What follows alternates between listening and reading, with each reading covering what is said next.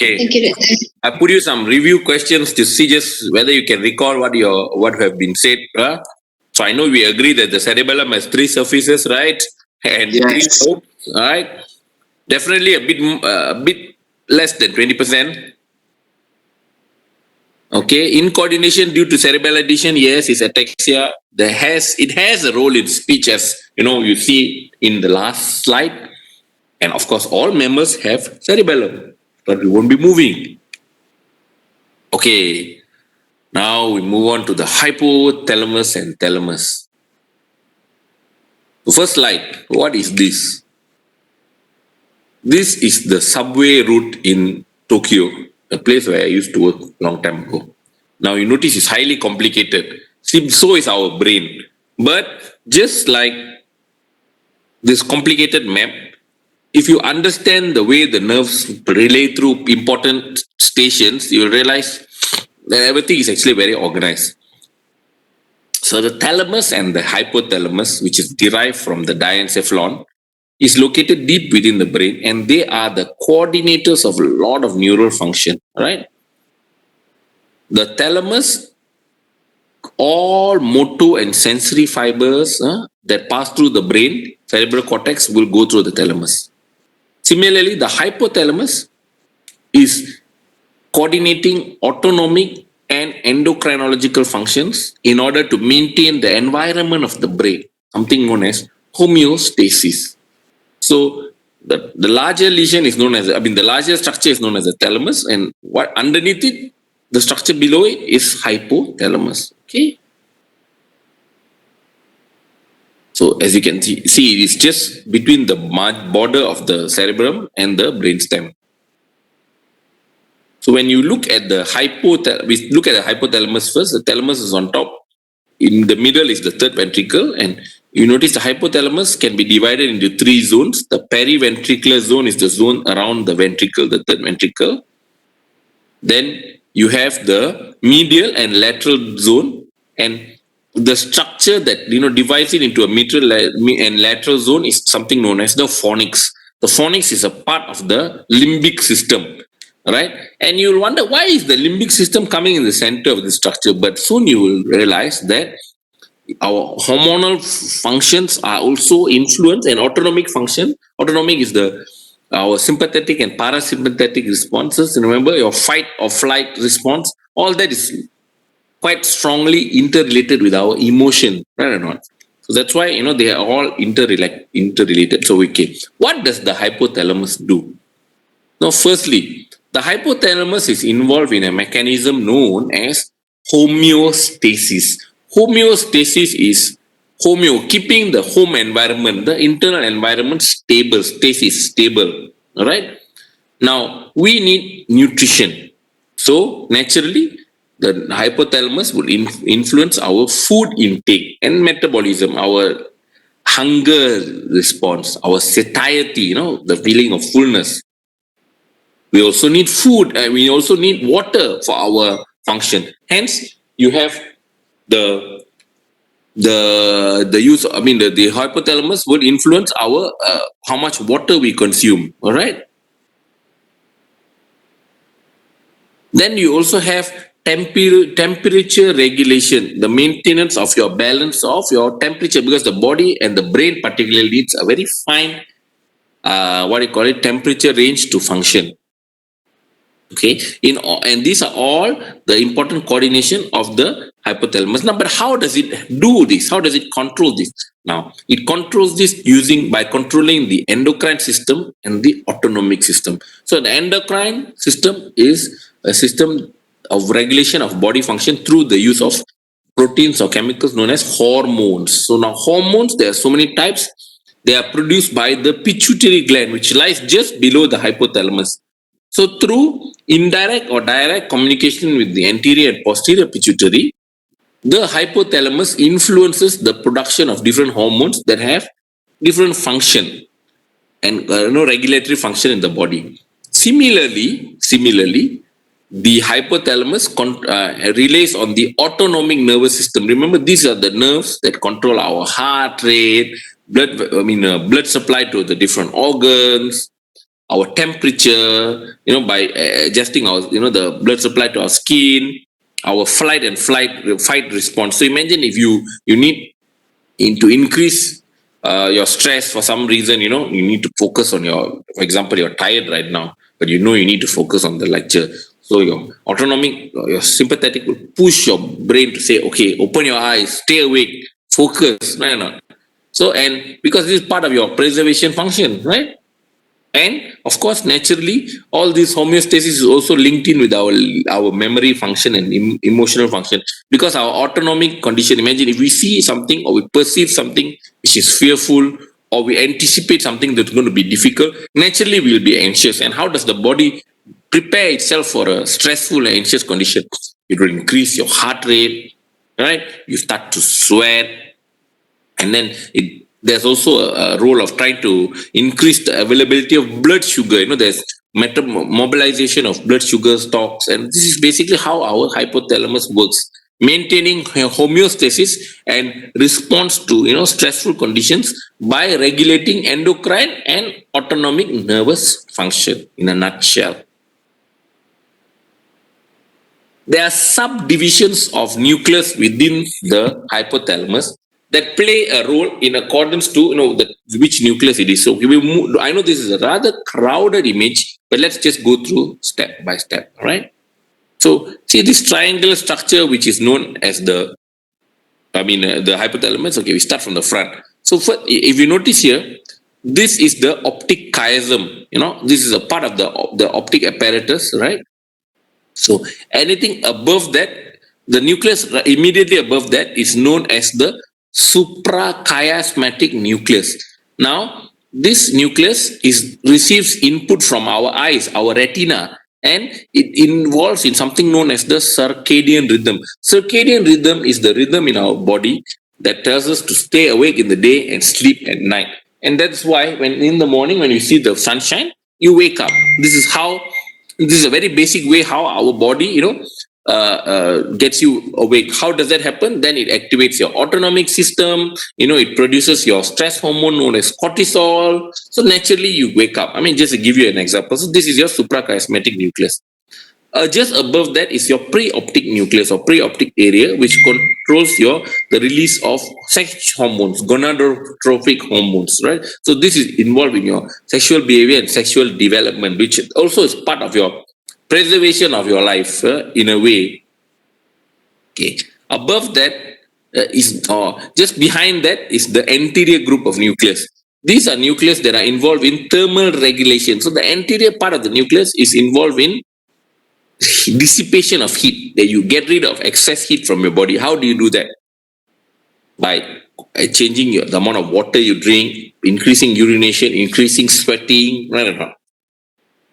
Similarly, okay, right above that you have your paraventricular and supraoptic nucleus. So these are nuclei that regulate water balance by working on the pituitary gland and producing hormones known as ADH and oxytocin. ADH is known as anti-diuretic hormone. It controls the amount of water that we exit from our body. Because if we are very hot, we want to keep more water. And if we are too cool or we have too much water in our body, we lose excess water. So a disease that happens when you have destruction of this particular nucleus, the paraventricular and supraopticular nucleus, is known as diabetes insipidus. So what happens is basically you pass large volume of urine out. You just keep losing water from our body. And this, if left unchecked, can be quite dangerous, because you can get dangerous electrolyte imbalances, sodium problems in our body, and that can lead to brain swelling, seizures, and so on and so forth. All right. Okay, so you see, we've talked about the anterior nucleus, suprachiasmatic nucleus, paraventricular and supraoptic nucleus. All right. We move back a bit. Doctor, sorry. Yes. Want to ask the question. So, is that true? Our brain content of the water, and to prevent the brain from distraction, we need drink water enough. Okay, that's a very simplistic review lah. See, of course, you have to drink a lot of water for your body, but there's also a check and balance mechanism, right? what do you call it? Whereby the body also ensures that you, whatever water you drink, it needs to be stored, correct or not? So what you're saying, yes, of course, you need to drink adequate amount of water, not just for the brain health, but for the body as a whole. But you need these hormonal regulators to make sure you store that water when, and more or less in accordance to what you need. Because if you just keep drinking excess water, so too much also is not good, You understand? So this nuclei and the hormone that it produces keeps that amount of water in our body adequate for our function. Understand? Okay, doctor. Thank you. Okay. So moving backwards a little bit, we have the dorsomedial nucleus, which is is related to our eating behavior. It ties in together with the lateral nucleus, right? Which talks, is involved in eating behavior, our hunger, and similarly, of ventromedial nucleus lower down is the satiety center that tells you, okay, I've had enough. So if you have a destruction of your ventromedial nucleus, you end up in having obesity. Similarly, if your lateral nucleus is affected, you induce starvation. So you see, all these little nucleus are the ones that are involved in controlling our eating and behavior. Our mammillary body, right? Here, this blue one, are part of the hypothalamus that links together with our limbic system through the hippocampus and fornix, right? So they are more involved in our emotional response to stress, right? And lastly is the arcuate nucleus that produces hypothalamic releasing factors that control the pituitary gland, right? So just an overview and some of the important functions. I think this is just another image. But here, we actually talk about the region instead of going to great focus. So the hunger is up here. Water balance, is your supraoptic and paraventricular nucleus. Here, lower down, posteriorly is the satiety center. Just above the eyes, the optic chiasm is your sleep-wake cycle, Thermal regulation is your anterior nucleus, so is reproduction. So I think having an idea about which part of the hypothalamus controls which function is basically what you need to know. All right? Doctor, good morning. I would like to ask a question regarding this water balance and the stress, because you said that mammillary body, who is also part of the fornix, is a limbic system. How is connected with the water balance? It's not. The mammillary body is not related to water balance. The mammillary body is related to our emotional response and how our autonomic response to stress.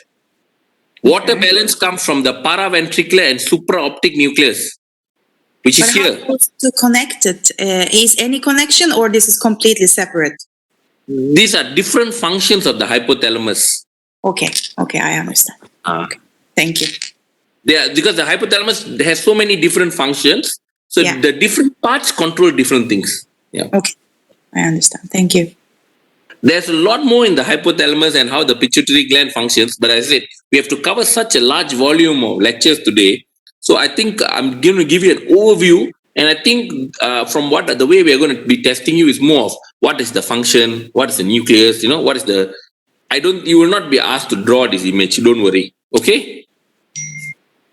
More of an understanding of the, what are the important functions played by the hypothalamus, so on and so forth. So for the subsequent assignment during the next session, because it's supposed to be a sharing session by the students, I want one group to pick up on the hypothalamus and tell us about the parts and the function, all right? As a recap just before your exam.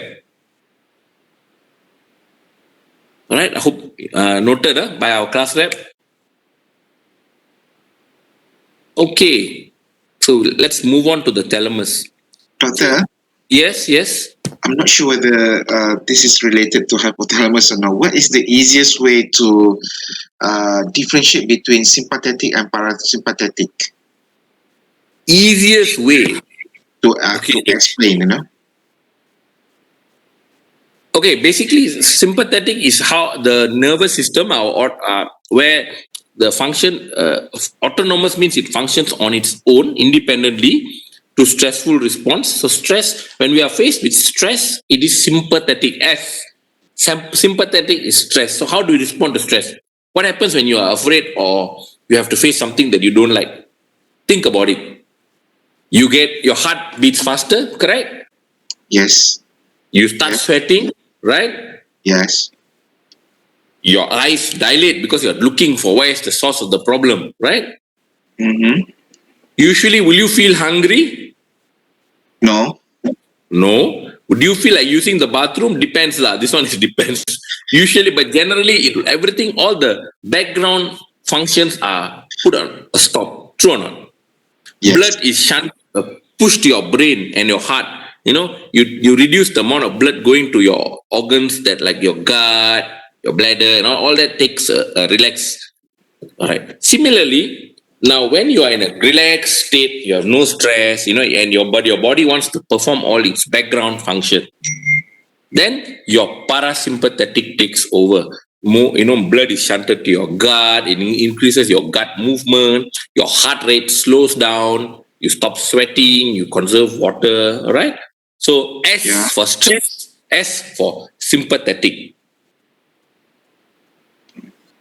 Does And that so go through by hypothalamus? the hypothalamus. Sorry. Go on. Because we were talking about emotions and all that just now, right? Correct. You see, so the autonomic nervous system, all right, part of it actually arises in the hypothalamus. Part of it originates from there, but you see, it has so many interconnections. Then it goes on to form, you know, like for parasympathetic, you have your vagus nucleus in the brainstem. Then it forms the vagus nerve, right? For sympathetic, you have the descending sympathetic fibers, right, that originate in the hypothalamus, and it descends downwards in the spinal cord, in the brainstem, and then it's distributed to the various organs.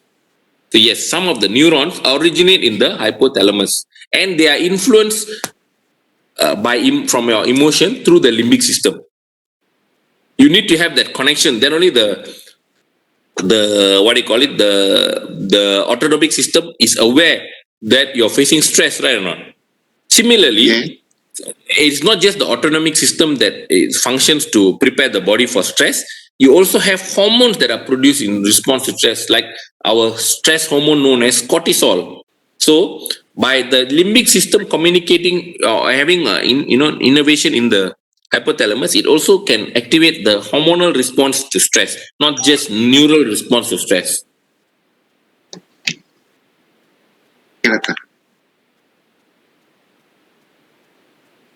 Okay, guys? Thank you, further questions? for the explanation. No problem. Any further questions? If you have any further questions, you can just write to me and I can, try to explain, because I know I have to go a little fast today because there's so many papers, so many topics to cover today, Doctor, sorry, one simple question. Which area because I'm really very much interested in the limbic system, which areas that I should put my assignment? Is it hypothalamus or thalamus when it comes to if I want to concentrate more limbic system? The limbic system is a completely different system down the line, Okay. We will be actually covering the limbic system, the entorhinal cortex, the amygdaloid body, the hippocampus, the phonic memory. So that there's a whole, and the ventral striatum, the reward center. So that's coming on the way. Okay. Hypothalamus is just for homeostasis regulation through neural and endocrine mechanisms, so to speak. Okay. Right? So that we're coming to that. Okay, thank you. Sure. Okay, guys, let me just quickly run through the thalamus before we can, we go to the brainstem, because at least this big chunk is over. Then we can talk about the slightly harder chunks. All right. Now, just above the hypothalamus, you have the thalamus, which is an egg-shaped central area of gray matter lateral to the third ventricle. All right, above the brainstem. It is connected, the right and left thalamus, right and left are connected through an area known as the interthalamic adhesions or connections. right? It is an important relay and integrative station for all information passing to the cerebral cortex. That's why it's right in the center. Everything has to pass through the thalamus before being relayed downwards, all right? It also intercommunicates with the basal ganglia for movement, hypothalamus because a lot of sensory information comes to the brain from the cortex, and then it's relayed to the hypothalamus, and of course the brainstem. Now here, this is a little bit more on the anatomy. There are two thalami on each side of the midline third ventricle, usually about 3 by 1.5 centimeters, so like the size of an egg. And it's not exactly straight, it's slightly tilted, 30 degrees oblique. Okay, so this is, you notice this egg-like structure, they are paired, is divided into groups of nucleus, and if you notice here, depending on which group, they have differing functions. Like the lateral group here tends to have more often motor function. The posterior group is more of sensory. The MGB is the medial genicular body, is auditory function. LGB is the lateral genicular body, which relates to vision. Your anterior, group of nucleus is related to emotive functions. Your cingulate gyrus and mammary body, your emotions, like phonics. The limbic system. And the medial one is related to your memory, your caudate nucleus, part of your more complex motor function. This is just an overview, right? We'll go into the nuclei. And here you can see all the important sensory tracts will all relate to the thalamus before being relayed to the brain, and similarly from the brain to the thalamus before going down. Okay, so how do we classify the thalamic nucleus? So they are all named so according to their location anatomically. All right. So you have the ventral group or the anterior group. You have the dorsal group, which is the back. And you have the lateral group, which is the largest. So anterior group or ventral group, dorsal group at the back here, and then your lateral group and medial group. All right. So what are the important ventral groups? Okay, we talk about anterior, medial, and lateral. So anterior nucleus is one large nucleus related to more limbic function. Then we have the lateral group, which is the largest. Okay, so within the lateral you have the ventral anterior, you have the ventral lateral, then you have ventral posterior, and then within that you have ventral posterior lateral, ventral posterior medial, ventral intermediate. Here lateral posterior and lateral dorsal. Complicated, right? I understand. Here right at the back is the pulvina and the two geniculate bodies. All right, pulvina and the geniculate bodies tend to be more often clustered as the dorsal group of nucleus. And you have your medial group of nucleus, which consists of your medial and median at the midline. Okay. Another way to look at this nucleus, other than anterior group, lateral group, medial group, posterior group, is the function. So you have functional nucleus which are specific to a particular function. Then you have your non-specific nucleus and your reticular nucleus, which relates to the reticular activating formation. I'm coming to that, right? So we talk about the specific nucleus first. So within the lateral group, remember we have the ventral posterior nucleus. It is located in the posterior part of the lateral group. And there's two, VPM and VPL, ventral posterior medial, ventral posterior lateral nucleus. Ventral posterior medial nucleus carries afferent, that means sensory fibers, from the face, the trigeminal lemniscus, and it relays information to the post-central gyrus, which is our sensory cortex. So it carries impulses from the face, head, and taste buds. This is the VPM. The VPL, on the other hand, carries pain, touch, temperature, and proprioception information from the body, the opposite side of the body, to the sensory cortex. So VPL is for the body. Sensation carries information on sensation of our body. The VPM, for some of you to remember, M is muka in Malay, so face. L is limb or legs, body. So that's why VPL carries sensory information from the limb, opposite limb, to the sensory cortex. VPM is the nucleus that receives afferent from the face and sends it efferents to the sensory cortex. So it relays information on sensation to the face and head, and also special sensation, which is your taste bud. Okay. Then you have others, other specific nucleus includes your medial and lateral geniculate bodies, which lateral geniculate body is the nucleus that carries information of vision fibers, and medial geniculate body is where the relay station for auditory fibers. Okay, so these are specific nucleus. Then you have your non-specific nucleus, means there are various groups which carry a lot of interrelation. The specific nucleus only carries information pertaining to that one modality. Like the non-specific group, they have afferents from various ascending tracts and various connections, and they also project to various brain areas. Like your anterior nucleus, remember I mentioned to you, receives afferent from the mammillothalamic tract, part of the limbic system, and it relays to the cingulate gyrus, which is a part of the frontal lobe, which is involved in emotion and memory, and so that's why you have your attention and recent memory relay station. Then you have your medial dorsal nucleus, which is up here in the medial part of the hypothalamus, the thalamus, which is also involved in your mood and emotional balance. Then the ventral tier of the anterior thalamic, the lateral thalamic nucleus is in integrate sensory information. Similarly, the lateral group, you have your lateral posterior here. These integrate the sensory information that comes from the VPL, VPM, all right, and they have integrative function. The precuneus is the visual integration. Superior parietal lobe is the sensory touch integration. Then you have the pulvina at the back here that integrates sensory information with visual and auditory information. So they relate all the different senses that are coming in. For example, right now when I'm talking to you, your eye is looking at the slides. Your ears are hearing what I'm trying to say right now. So, and of course, if you are holding something, or that there's also sensory information going in. Just say you had a model in your hand and you're feeling it, that sensory information also goes in. So to integrate all these functions, they all get related to the pulvina, and the pulvina will have efferents to the parietal, occipital, and temporal lobes from other thalamic nucleus. All right. So this gives you correlative function. So what you can essentially see is the thalamus is an important relay station. All information is carried there and then sent to the various. It's a distribution center, somewhat like a central train station. So the important things that you should know is the divisions. It can be divided in anterior group, medial group, dorsal group, lateral group.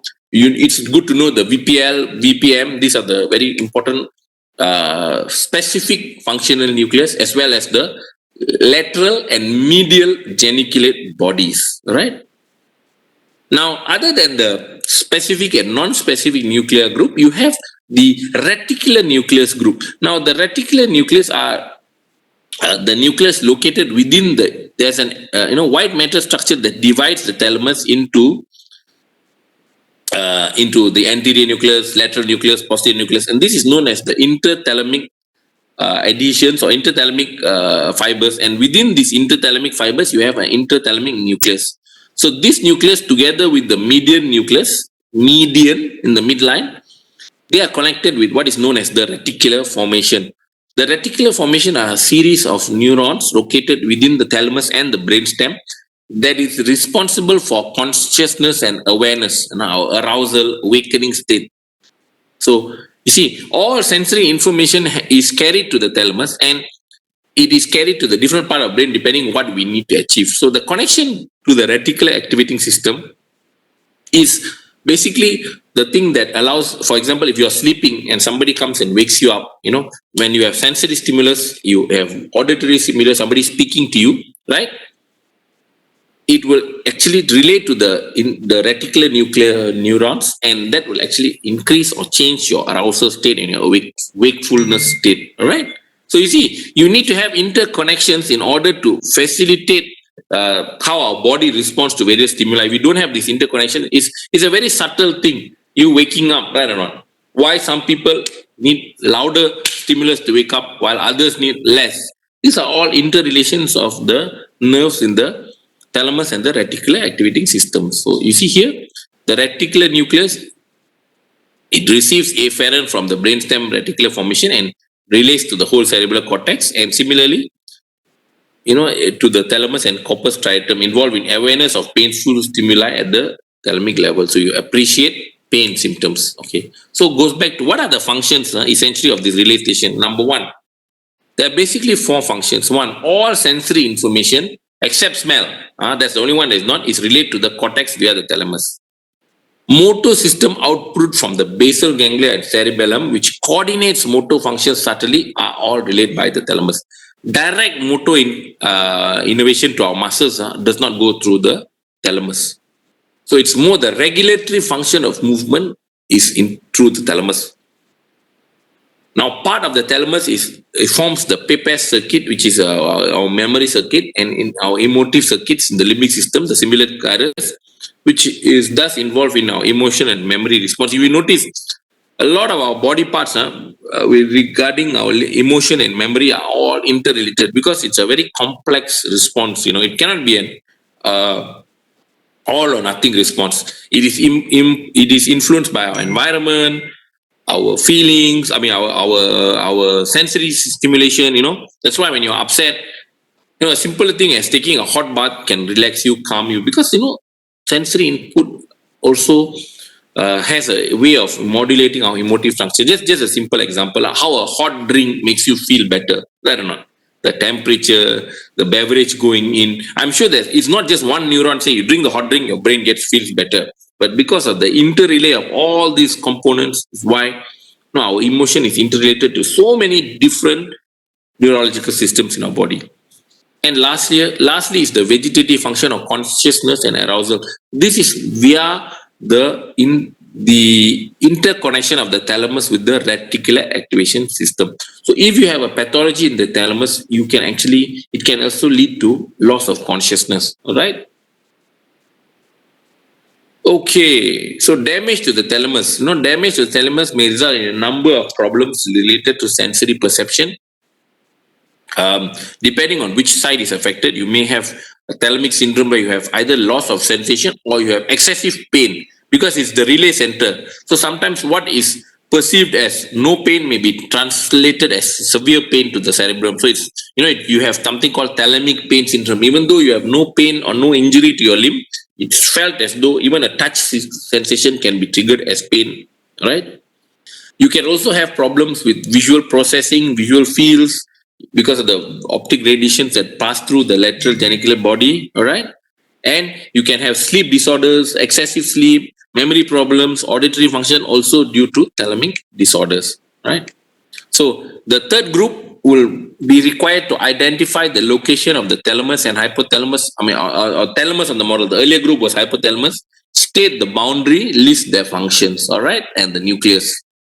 So that's already three groups: cerebellum, hypothalamus, and thalamus.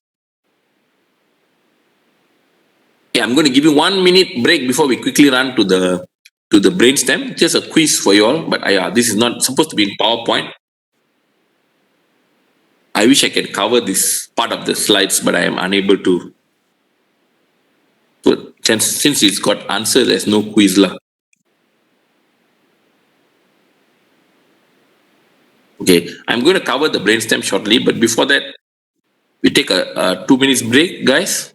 I'll share the slides with you, don't worry.